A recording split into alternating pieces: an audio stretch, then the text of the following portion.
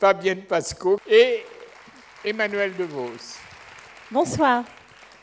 Bonsoir à vous, merci d'être là. Emmanuelle DeVos a beaucoup joué au Rond-Point. Récemment, vous avez peut-être pu l'admirer dans Bella Figura de Yasmina Reza, où elle incarnait Andrea, la maîtresse un peu paumée d'un amant médiocre avec lequel elle se disputait.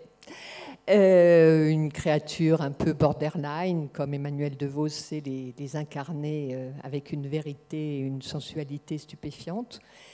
Elle est, Emmanuelle DeVos, actuellement au théâtre Édouard VII, où elle donne j'allais dire la réplique, non, où Pierre Arditi et son partenaire, ils ont tous les deux un duo tiré d'Israël Horowitz, quelque part dans cette vie, et mis en scène par Bernard Murat, un très beau spectacle où ils forment tous les deux un couple de professeurs et d'une jeune femme qui vient l'aider, l'assister, et qui est aussi un peu, on comprend qu'elle a eu une existence chahutée, et tous les deux sont magnifiques dans ce spectacle.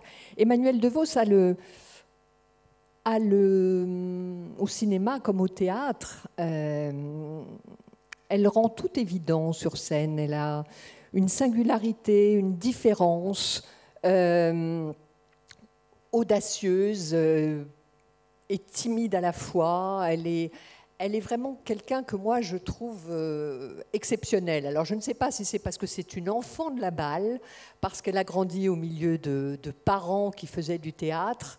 En tout cas, elle excelle dans Quantité de rôles, donc on va évidemment lui en parler. Vous vous souvenez qu'au théâtre, elle avait eu le Molière de la meilleure actrice en 2015 pour une interprétation de Anna Petrovna dans Platonov, mis en scène par le collectif des possédés Rodolphe Dana. Là encore, une Russe, une Slave, une jeune veuve un peu excentrique et sulfureuse. Et puis, elle a eu le César pour Sur mes lèvres, le César de la meilleure comédienne pour Sur mes lèvres en 2001 ou 2002, 2001, je ne sais plus, de Jacques Audiard, où elle incarnait une muette. Donc chaque fois des rôles un peu différents dans ce cinéma français où les rôles de femmes sont souvent assez stéréotypés, on va en parler. Et là, elle a été magnifique il n'y a pas longtemps dans Numéro 1 de Tony Marshall, et vous n'avez pas eu le César. Alors, qu'est-ce que ça fait pour une comédienne on est déçu, j'imagine? Non, j'avoue que là, je savais que je ne l'aurais pas. Et j'ai pas... Comment vous pouviez savoir ça?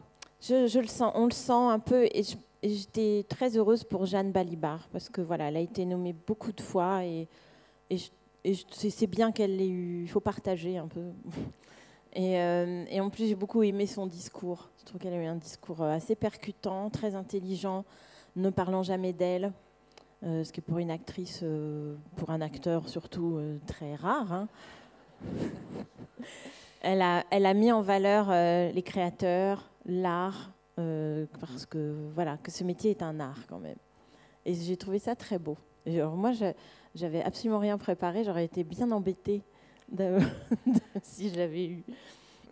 Et ce genre de récompense, Emmanuelle DeVos, vous en avez eu plein. Pour un acteur, c'est important, c'est une reconnaissance de la profession. Disons que oui, non, c'est très agréable. Après, ça change pas grand-chose, mais c'est quand même c'est très agréable. Et puis c'est un bon point qui fait très plaisir. Mais voilà, après, faut pas courir après, quoi. Faut pas y penser. Voilà. Mais on n'est pas dopé par ça?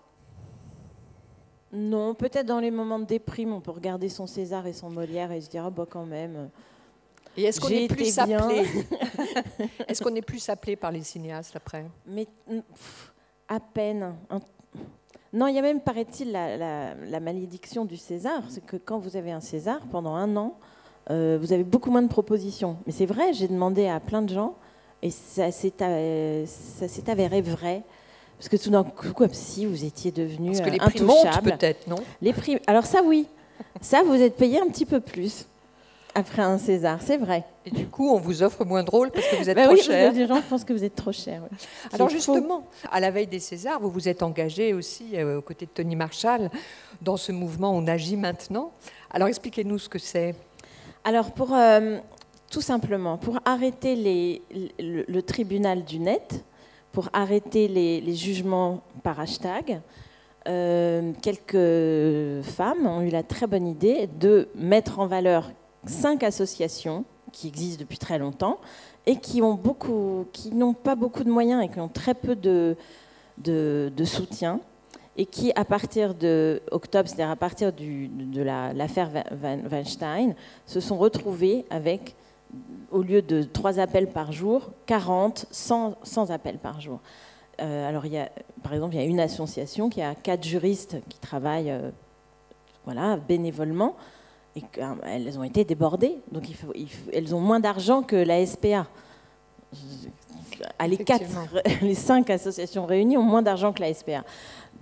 Voilà, donc il fallait faire comme une levée de fonds, et puis pour que des associations qui connaissent la question, que tout ça soit géré par la justice et non pas par des dénonciations arbitraires sur Internet où on va dire une chose et son contraire.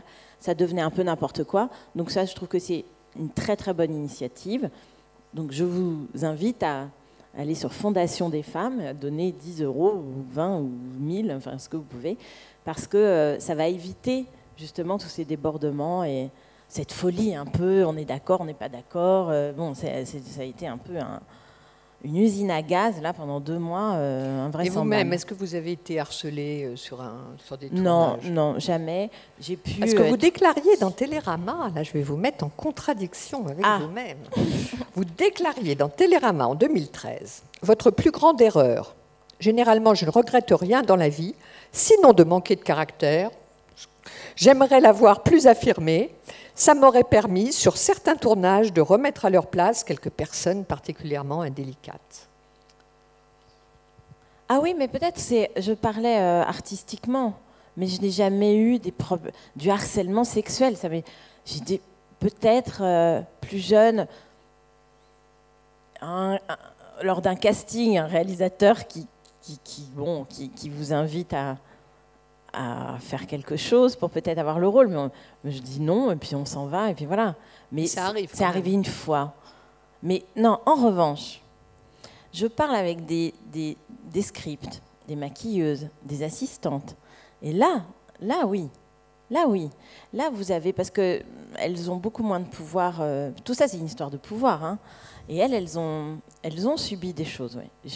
Depuis peu, j'entends des affaires pas très glorieuses et pas très reluisantes. Mais est-ce que ce n'est pas inéluctable dans un métier, le métier de comédienne, qui est quand même, ou le cinéma, qui est fondé sur la séduction du public d'abord, et puis de la caméra, un rapport un peu amoureux à entretenir avec la caméra, donc avec celui qui la tient.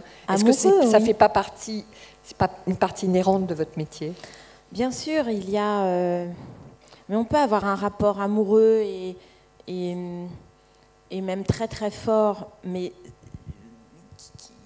qui est beau et qui ne fait pas partie qui n'appelle pas la promotion canapé pour autant. Enfin, moi, j'ai eu des rapports très très tendres et très intenses avec certains réalisateurs et même des réalisatrices, sans pour autant aller dans la même chambre à l'hôtel.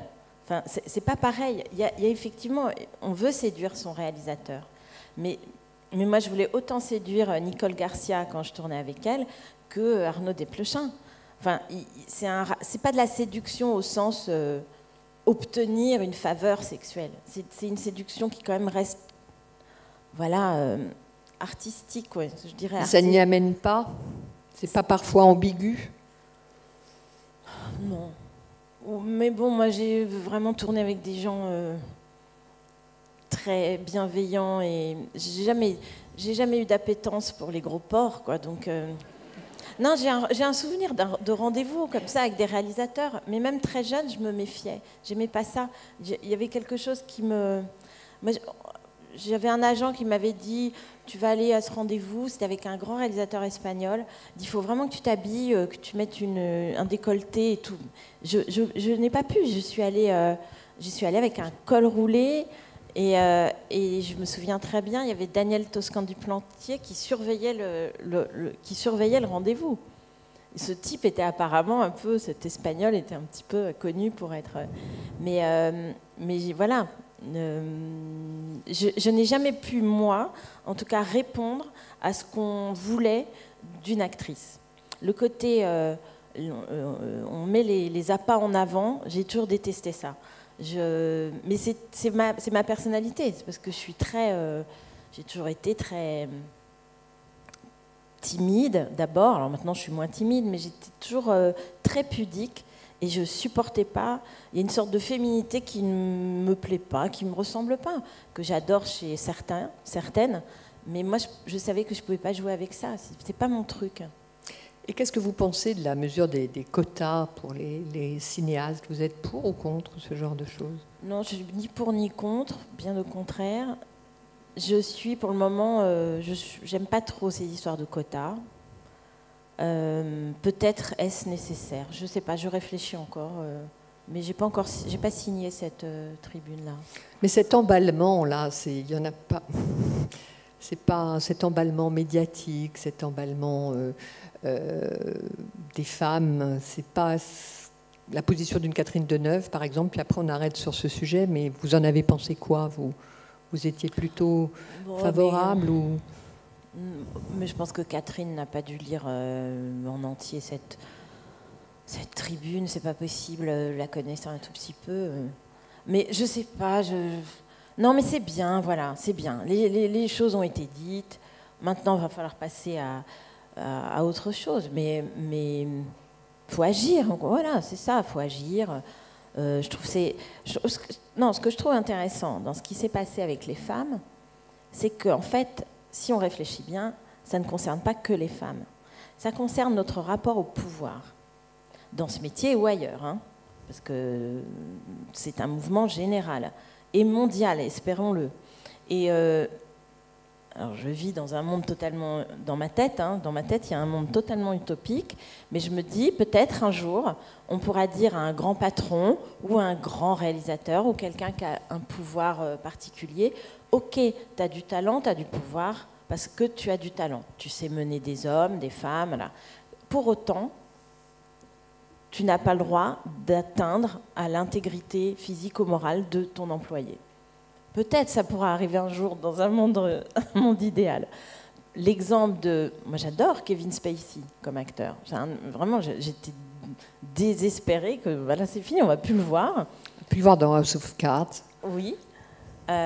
Pourquoi, quand il était à l'Old Vic, où il était directeur artistique, à Londres, j'imagine, lui, il était directeur artistique, il devait y avoir quelqu'un au-dessus de lui qui ne l'a pas convoqué dans son bureau pour lui dire « Kevin, on adore ton travail artistique, arrête de tripoter les garçons jeunes qui passent devant toi. » Pourquoi on n'ose jamais rien dire?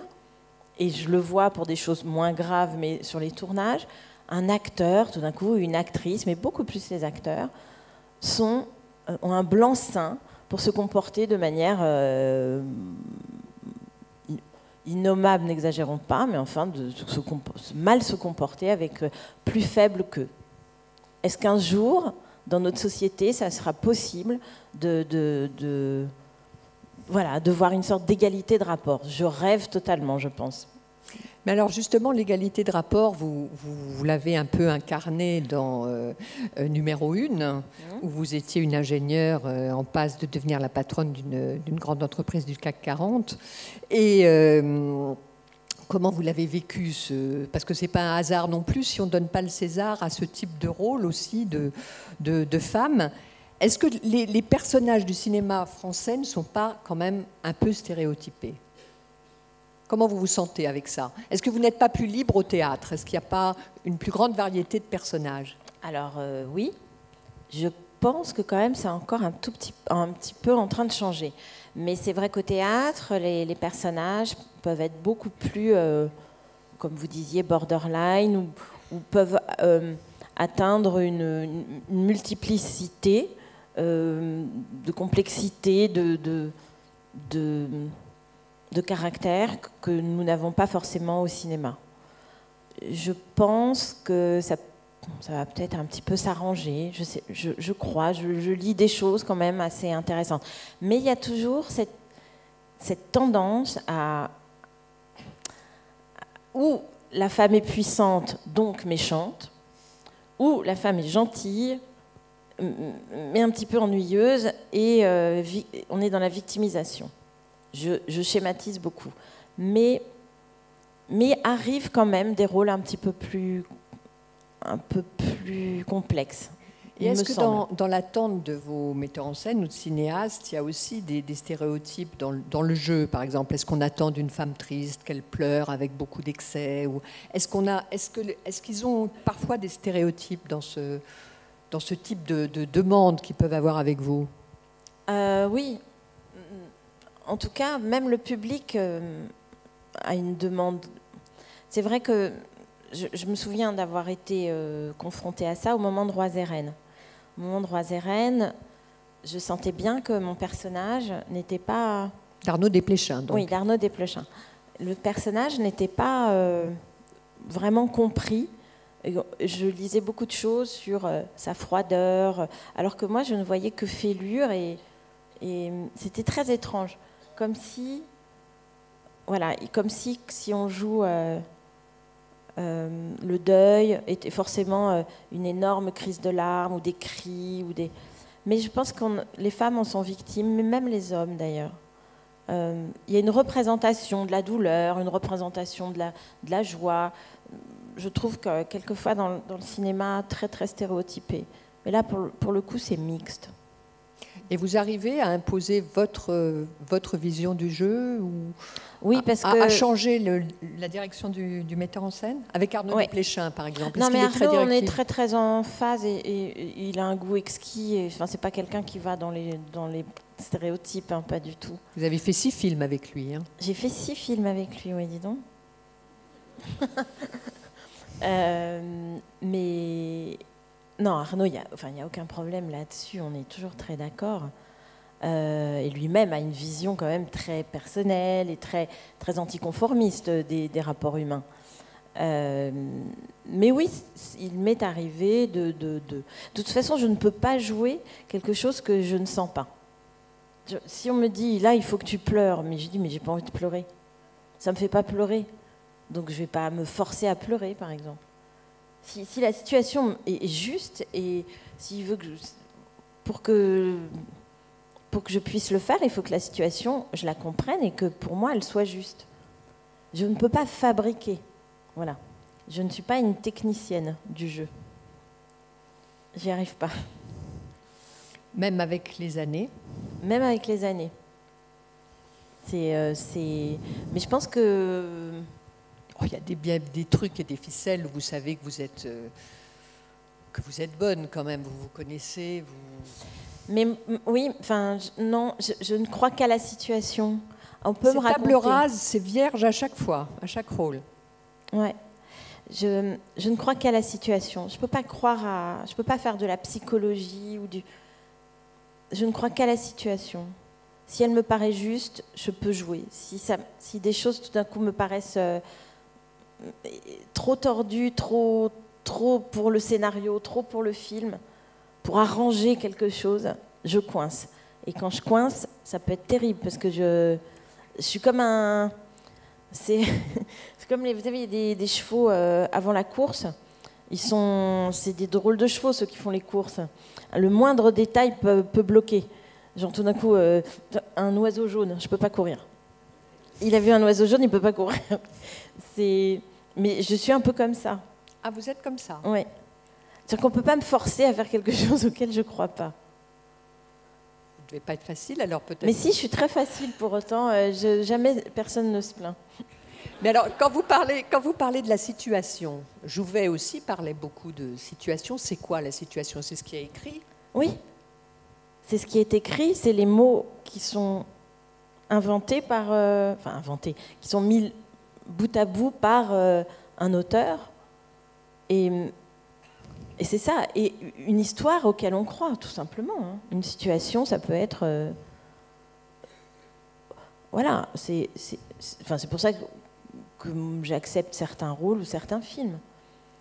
Mais tout d'un coup, lors d'un tournage, il peut arriver qu'une scène qu'on pensait à la lecture plausible, tout d'un coup, ça bloque. Et là, il faut déployer toute une armada de persuasif. Il faut être très persuasif pour me faire jouer ça, si ça bloque. Donc il faut vraiment... Mais je travaille aussi à trouver des solutions. Alors comment vous travaillez ce travail-là? Ça se passe comment? C'est toute seule dans votre tête? C'est en redisant le texte? C'est avec un partenaire? Moi j'ai un travail assez solitaire. C'est-à-dire que j'aime bien, je ne pourrais pas avoir un coach par exemple. J'aime bien me parler à moi-même. Je fais un travail très très très nocturne et solitaire. Je pense beaucoup. Alors j'écris pas mal. Il y a certains rôles où j'écris comme un journal. Journal du personnage? Un journal du personnage. J'essaye de ne pas ramener à moi systématiquement, c'est compliqué. Mais parce qu'il y a des situations que je trouve tellement invraisemblables et que j'espère ne jamais avoir à vivre, qu'il faut que j'écrive pour que ça ait quand même une réalité. Alors je peux écrire, ou alors quelquefois j'ai pas le temps de travailler, hein, que ça m'arrive assez souvent de reprendre des rôles par exemple, où là j'ai absolument pas le temps. Donc après c'est que de l'instinct, Et puis sinon qu'est-ce que je fais Non, pour numéro 1 j'ai fait de la boxe. Parce qu'elle boxe pas dans le film? Non, pas du tout. Mais je voulais... je trouvais que c'était bien. Et j'ai rencontré effectivement beaucoup de femmes, des PDG, des femmes qui ont fait X-Mine. Qu'est-ce que c'est, par exemple, d'avoir fait des hautes études, ce qui n'est tellement pas mon cas que là, pour le coup, c'était vraiment un monde très très inconnu pour moi. Pourquoi les études ne vous intéressaient pas? Parce que vous êtes une grande lectrice, vous avez beaucoup lu, vous racontiez que souvent dans votre enfance vous lisiez beaucoup, même Marivaux, Claudel, Petite fille. Alors pourquoi les études ça n'a pas marché du tout? Je sais pas. Je crois que j'ai pas le cerveau assez. J'ai pas le cerveau assez organisé. Par exemple, le thèse, antithèse, synthèse, j'ai jamais réussi à comprendre. Ça se mélangeait. Je me noyais un peu. Puis je lisais beaucoup, mais je lisais même en classe. Alors c'était un problème. Et j'étais très, je sais pas, j'y arrivais pas quoi. Sauf quand tout d'un coup il y avait un professeur fantastique. Et j'en ai eu, donc j'ai toujours beaucoup aimé l'histoire. Le français, la littérature, ça quand même, j'arrivais à avoir un peu des notes plausibles. Mais le reste, c'est vrai que c'était compliqué. Alors qu'est-ce qui a déclenché l'envie d'être comédienne? C'est le fait d'avoir une mère comédienne, ça a aidé ou... Je suis née dedans, hein, oui, je suis née limite dans des coulisses, quoi. Donc j'ai toujours connu ça, j'ai toujours connu l'envers du décor surtout. Donc j'ai eu très tôt le goût de ça, mais très très très tellement tôt que je ne me souviens même pas quand. Quel a été le souvenir déclencheur, un peu le moment déclencheur plutôt? Moi j'ai un souvenir, c'est de voir ma mère en train de jouer, et comme je devais avoir 5 ans ou 6 ans, et que j'adorais ma maman, je voulais aller avec elle sur scène. Et puis, on ne me laissait pas aller sur scène, mais au salut, j'ai été saluée avec elle. Et là, ça a été un moment... J'ai beaucoup aimé, j'étais avec ma maman sur scène. Et il y avait des lumières comme là. J'ai toujours aimé ça. Et je trouvais ça bien. Et puis les gens applaudissent, c'est merveilleux. Et donc ça vous et votre maman, parce que vous dites que vous avez vu les coulisses et que c'était pas toujours drôle. La vie de comédien, c'est pas non plus toujours facile. Ça vous a pas découragé? Non, parce que c'est vrai que ma mère n'a pas fait une grande carrière, mais c'était joyeux. Je voyais que c'était un métier joyeux. Ils se réunissaient, ça travaillait, et puis après ça rigolait. Et j'aimais bien cette ambiance-là. Je trouvais l'ambiance vraiment fantastique et très, très à la fois mystérieuse et très, très chaleureuse. Et ma mère, qui a assez peu fait de choses, hein, vraiment, mais n'avait aucune aigreur, aucune... C'est quelqu'un qui vivait ça très bien. Mon beau-père aussi. Et après est venu le goût des textes, quand même, très très tôt aussi. Il y avait vraiment... Parce qu'elle jouait quoi, votre maman? Des textes classiques? Oui, des textes classiques. Puis moi, c'est vrai que du coup, j'allais voir des choses assez pointues très jeune, Claudel, Marivaux, des choses. J'ai vu des spectacles, des grands spectacles, Per Gunt, Monté-par-Chéreau. Enfin, j'ai été aussi une spectatrice jeune de théâtre. Le pourquoi on veut être acteur, je pense qu'il est multiple. Une fois, j'ai entendu Jacques Lassalle dire en émission de radio, ça m'avait beaucoup frappé, il dit « On est acteur pour savoir qui on est ». Et moi, j'ai vu la Vierge quand il a dit ça. Je dis « Mais voilà, c'est ça, ça doit être pour ça ». Parce que c'est merveilleux ce métier pour se connaître très très bien. Mais est-ce que c'est soi qu'on connaît ou est-ce que c'est les personnages qu'on joue? Non, c'est tout soi. Ça, c'est du miroir. Non, mais les personnages, je n'y crois absolument pas. Comme je vous le disais tout à l'heure, je ne crois qu'à une situation. Et après, on va vers un personnage, mais finalement, on ne parle que de soi. On peut prendre l'enveloppe d'un personnage, on peut lui prendre ses mots, mais dans tout personnage, vous allez ouvrir une petite porte de vous. C'est vous que vous allez mettre en avant. Masqué, mais c'est vous. Et il y a quelquefois même des personnages les plus apparemment éloignés de vous. Vous vous rendez compte au fur et à mesure que vous les jouez qu'en fait, vous êtes un livre ouvert, quoi. C'est très, très étrange. Quels sont les personnages qui vous ont appris le plus sur vous-même au cinéma ou au théâtre? Tous, presque tous. Mais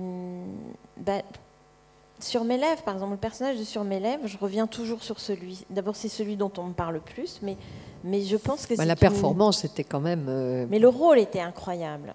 Redites-nous le rôle pour nos spectateurs qui l'auraient oublié. Le nom? Non, cette femme muette que vous interprétez. Sourde. Oui, sourde. Oui, voilà, de Carla Bem, qui est une sorte de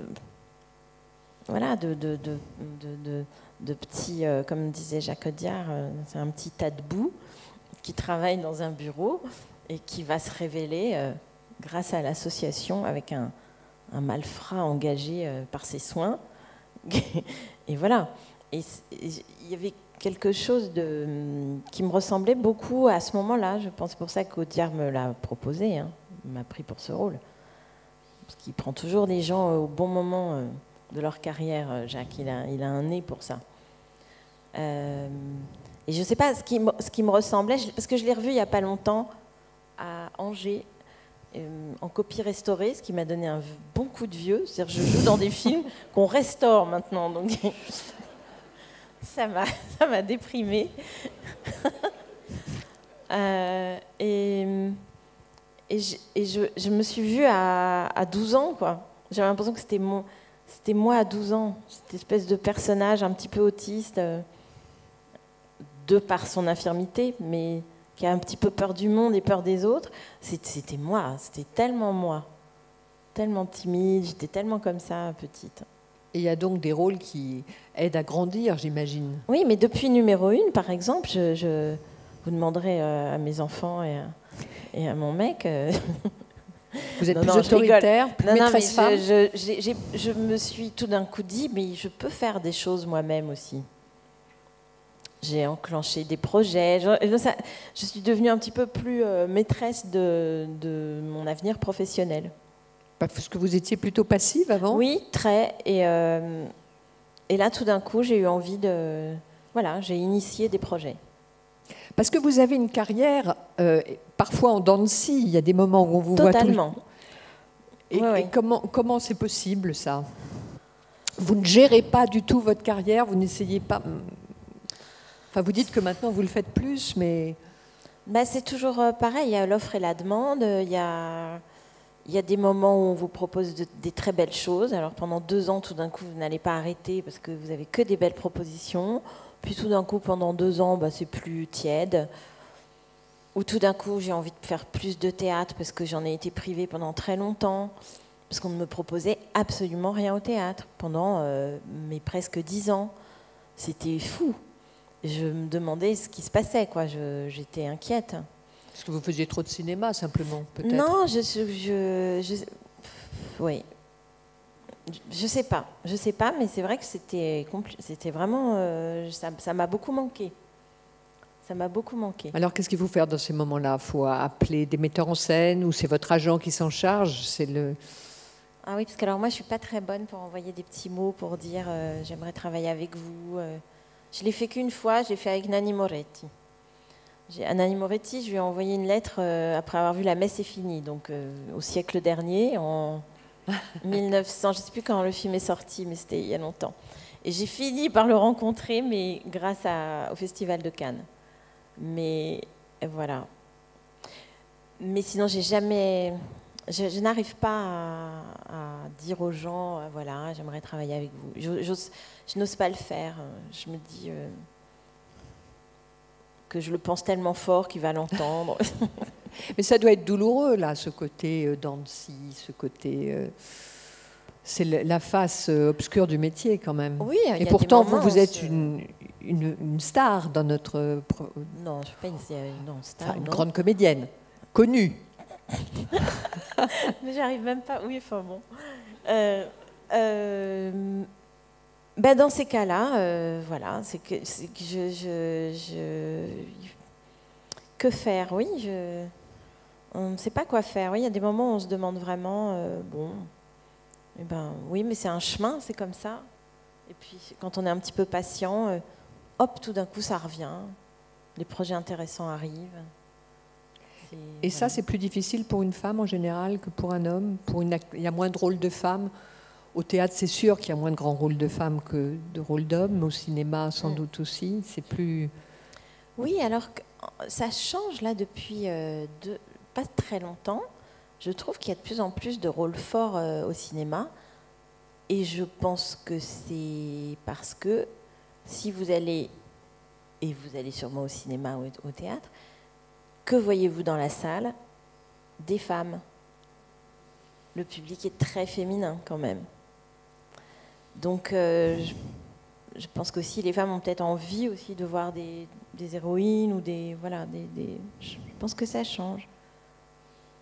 Cette année, quand même, il y a eu des rôles assez forts pour les femmes au cinéma. Autant que des hommes, j'ai l'impression. Non? Mais Fabienne, vous devez mieux le savoir que moi. Que cette année, j'ai presque rien vu. Mais vous voyez tout. Non, mais moi, je suis étonnée quand même combien ça doit être difficile pour une comédienne de durer. Parce que dans votre génération, par exemple, vous n'êtes pas si nombreuses que ça. Ah ben, c'est ce qu'on se disait avec Sandrine Kiberlin. On doit être 5-6. Karine Viard. Voilà, Karine, il y a... Enfin, oui, à un moment, vous savez, c'est une pyramide. Hein. Elles sont on est beaucoup au début. Puis plus ça monte, il y a moins de rôles, mais il y a aussi moins d'actrices bankable à qui proposer les rôles. Et la durée, ça, je ne sais pas comment on fait. Je ne sais pas. Je pense qu'il ne faut pas trop... il ne faut pas trop se dévoyer. Il ne faut pas aller là où vous n'avez pas envie d'aller pour de mauvaises raisons, qu'elles soient pécuniaires ou pour faire un film populaire. Je pense qu'à un moment, être dans sa ligne, ça c'est Alors, ça, c'est la théorie de Vincent Lindon. On va à la piscine, il y a des lignes. Il y a pour les lents, il y a les rapides, il y a ceux qui ont des palmes. Et les personnes âgées. Voilà. Il dit, si on change tout le temps de ligne pour aller plus vite, à un moment, on perd du temps et c'est pas bien. Et je pense qu'il faut rester dans sa ligne. Moi, ma personnalité, comme je le disais tout à l'heure, je ne peux pas aller vers les gens et leur dire « j'ai tellement envie de faire un film avec vous ». Je ne sais pas le faire. Donc, je fais autrement. Mais je reste dans ma ligne, je reste avec ma personnalité. Et vous faites comment? C'est quoi votre ligne? Ma ligne, c'est les... c'est les lents. C'est les lents. Moi, je suis lente. Tout est arrivé très tard. Moi, je n'ai pas travaillé de 20 ans à 28 ans, par exemple. J'ai fait des petites choses. Donc, moi, j'ai galéré jeune, ce qui est mieux. Il vaut mieux galérer jeune que galérer vieux. Parce que jeune, c'est normal. Comment vous l'expliquez? On n'a pas d'enfants, on n'a pas de crédit, on n'a pas eu quelque chose qu'on n'a plus après. C'est terrifiant, ça c'est une terreur absolue. Et comment vous l'expliquez? Dû à votre timidité, le fait, parce que vous aviez tout, vous aviez le physique, vous aviez tout ça. Comment ça c'est vraiment Desplechin qui a été le déclencheur? Oui, Noémie Lvovsky et Desplechin, ouais. C'est à partir du moment où j'ai rencontré cette génération de cinéastes, qui est ma génération, que ça a commencé. Parce qu'avant, je faisais des castings. J'en faisais, je voyais mais tous les metteurs en scène de l'époque, les réalisateurs, je les intéressais pas du tout. Mais je pense que j'étais aussi... Voilà, j'étais une petite chose indéfinissable. On ne devait pas pouvoir me caser quelque part, j'imagine. Donc c'est à la Fémis, en faisant... que tout a démarré, en travaillant. Voilà, ouais. Vraiment, c'est Noémie, en rencontrant Noémie Lvovsky, qui après m'a fait rencontrer Desplechin. Après, c'est boule de neige. Hein. Après, vous faites partie d'une bande et c'est parti, quoi. Alors, qu'est-ce qui crée l'intimité avec un cinéaste comme Desplechin, par exemple, puisque vous avez tourné 6 films avec lui depuis 1991? Est-ce que c'est la ressemblance de caractère ou au contraire la différence? Oh non, je ne lui ressemble pas du tout. Alors ça, c'est parce que c'était lui et parce que c'était vous. Oui. Ça, je sais pas. C'est des rencontres, voilà, magiques. Hein. C'est vrai qu'on n'en a pas 40 000 dans sa carrière. Et puis aussi une compréhension presque immédiate de ce qu'il veut tourner. Je suis très très touchée par son œuvre. Je suis très touchée par les personnages qu'il écrit, ce qui n'est pas le cas de tout le monde. Enfin voilà. Et lui me comprend très bien. Il sait l'actrice que je suis. Très tôt, il disait Emmanuelle, faut pas que je la fasse trop répéter, alors qu'il aimait beaucoup répéter. Mais il disait Emmanuelle, non. Emmanuelle, elle est privée de répétition parce que sinon, après, au moment de tourner, il n'y a plus rien. Il n'y a plus rien, quoi. Il n'y a plus rien. Donc, il a très vite compris la bestiole, quoi. Donc, on s'est compris très vite. On s'est rencontrés jeunes, ouais. Comment vous expliquez? Vous dites que vous n'avez pas fait d'études, que c'était compliqué pour vous, et pourtant vous avez la réputation d'une actrice un peu intello, quand même. Ça, qu'est-ce que ça me fait plaisir. Je n'ai même pas mon BEPC. Je n'ai même pas le brevet des écoles. Vous l'avez pas passé, c'est pas possible. Si, parce qu'à mon époque, on passait. Si on l'avait pas d'office, il fallait le passer. Moi, je l'ai passé et je ne l'ai même pas eu. Non, c'était une souffrance, hein, vraiment, l'école, quand même. Mais parce que j'ai toujours lu, j'ai toujours beaucoup lu. J'ai une culture, quand même, assez importante. Non, mais j'ai tout appris des livres. Tout. Tout? Ah oui. Plus des livres que de la vie, de ce que vous avez pu traverser, des chagrins que vous avez pu traverser. Oui, non, évidemment, après il y a la vie, mais ma vie jusqu'à 18 ans, 20 ans, elle était livresque, elle était fantasmagorique, elle était dans Fantomette et dans... Non, parce que j'ai commencé très très tôt, et dans le Club des 5, et dans... Je peux avoir des références artistiques très très larges. qui peuvent aller d'Astérix et Obélix à Freud. J'ai lu énormément quand j'étais petite. Mais donc j'ai encore ma lecture enfantine et ma vision enfantine, par exemple, j'ai relu il n'y a pas longtemps Eugénie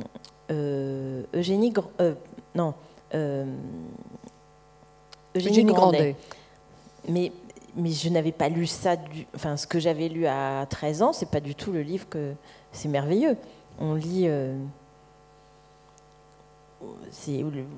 voilà, j'ai des très forts souvenirs de l'éducation sentimentale, du petit chose, ou de, je sais pas, la femme de 30 ans, ça m'a tellement construit, mais de manière folle. C'est très impressionnant, l'influence que ça a pu avoir sur moi. Quel livre a eu le plus d'influence sur vous? Je crois que la Duchesse de Langeais, Balzac en règle générale, mais la Duchesse de Langeais m'a appris très tôt que, par exemple, c'était une vision de l'amour que je trouve très vraie. Les gens peuvent se rater. Peuvent se rater pour un détail. Dans La Duchesse de Langeais, je trouve ça merveilleux. Ça me fait le même effet que Crimes et délits de Woody Allen. Vous voyez, Crimes et délits de Woody Allen, par exemple, c'est un choc.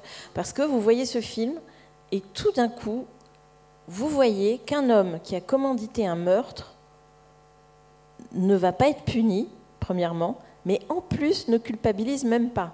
Et même finit par oublier ce qu'il a fait. C'est un choc terrible. Parce qu'on ne nous apprend pas ça jamais. Enfin, c'est impossible. Donc, voilà, Duchesse de Langeais, ils ratent leur histoire, ils ne partent pas ensemble à la fin, comme dans tout bon roman ou comme dans un film où il y a un happy end, parce que l'horloge de l'endroit où, je ne me rappelle plus de son nom, fait une partie de cartes avant de rejoindre la Duchesse de Langeais pour qu'ils partent ensemble, l'horloge est en retard, à une demi-heure de retard. À l'époque, ça devait être comme ça, quoi. Et je trouve ça merveilleux d'oser écrire une chose pareille. La fille, du coup, la Duchesse de Langeais, se retrouve au couvent jusqu'à la fin de sa vie. Et meurt au couvent. Moi, je trouve ça fou. Je trouve que ça sort d'un cerveau malade. Enfin, c'est quelqu'un qui n'a aucune... Balzac n'a aucune... Pourtant, elle a dû être éduquée d'éducation judéo-chrétienne. Voilà. Ça dû être assez fort. Ça n'arriverait plus aujourd'hui avec le portable. Eh ben non. Mais c'est triste. Moi, je suis contre les films avec portable. Je trouve ça trop moche. Votre plaisir au théâtre, parce qu'actuellement vous jouez avec Pierre Arditi, donc quelque part dans cette vie de Israël Horovitch, le plaisir du théâtre, vous qui faites beaucoup de cinéma, qui nous avez dit que vous avez regretté que pendant 10 ans vous n'ayez pas fait de théâtre, c'est quoi là? C'est la liberté. Parce que je me suis rendu compte il n'y a pas très longtemps que sur les 3 derniers films que j'ai faits, il y en a un que j'ai fait en Italie, qui n'est pas sorti en France, mais que j'ai fait en Italie, c'est que tout d'un coup, mets-toi là, tu avances là, attendez, petit boudin là qu'on met, tu vas pas plus loin, tiens, on va te mettre un scotch sur la caméra, parce que tu peux pas regarder ton partenaire, parce que sinon ça va pas pour le cadre, l'angle, le truc, le machin. Alors, tout d'un coup, la mécanique que j'ai tant aimée cinéma me pesait beaucoup, a fini par me peser. Une sorte de... je sais pas pourquoi. Et au théâtre, je fais ce que je veux.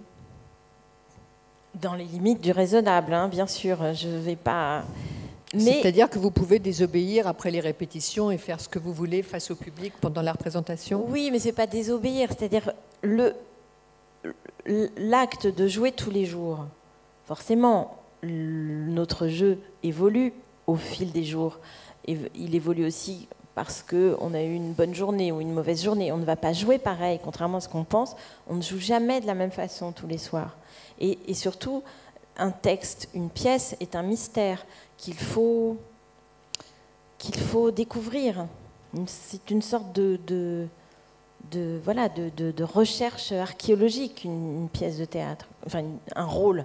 et une pièce. Donc, on recommence tous les soirs cette recherche et c'est passionnant.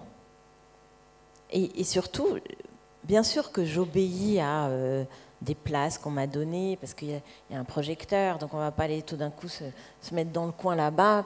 C'est comme si tout d'un coup je prenais ma chaise, je vous laissais là Fabienne, je vais me mettre là-bas parce que je me sens mieux. Mais ça serait de la dinguerie.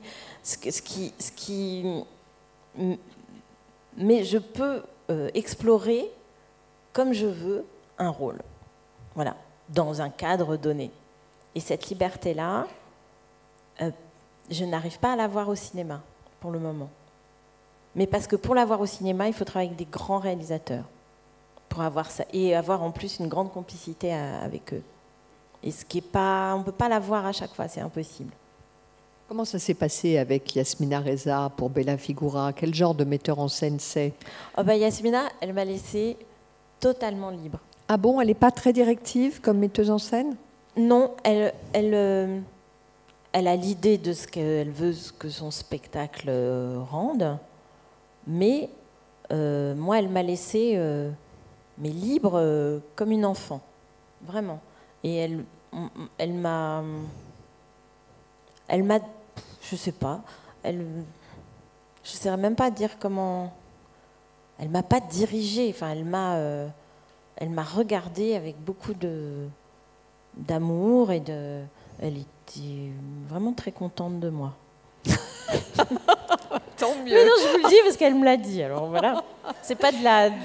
C'est fréquent les metteurs en scène ou les cinéastes qui vous font des compliments ou ils en font pas du tout ou comment ça se passe? Non, mais en général, ils sont très contents de moi.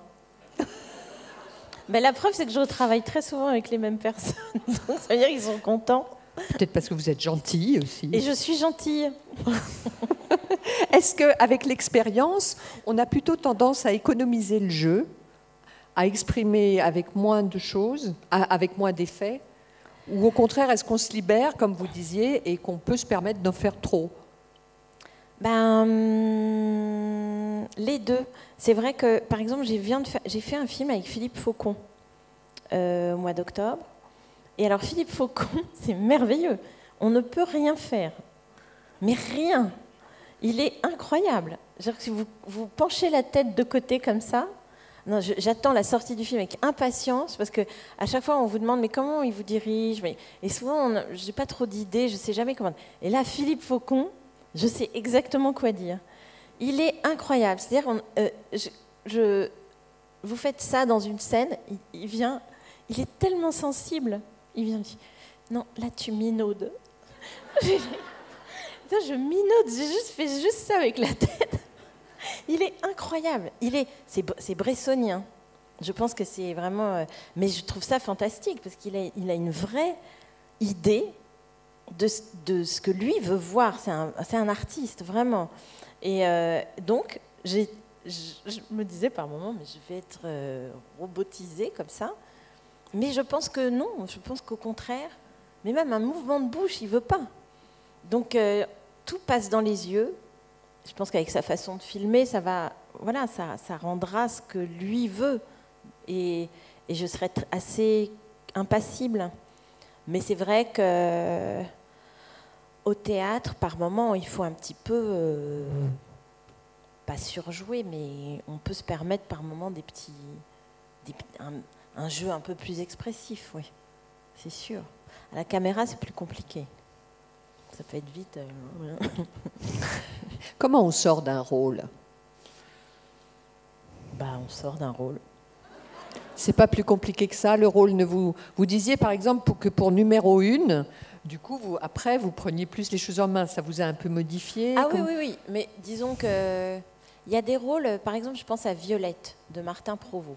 Violette Leduc. Violette Leduc, qui n'était pas du tout un personnage facile à jouer et qui n'était pas un personnage de bonne compagnie.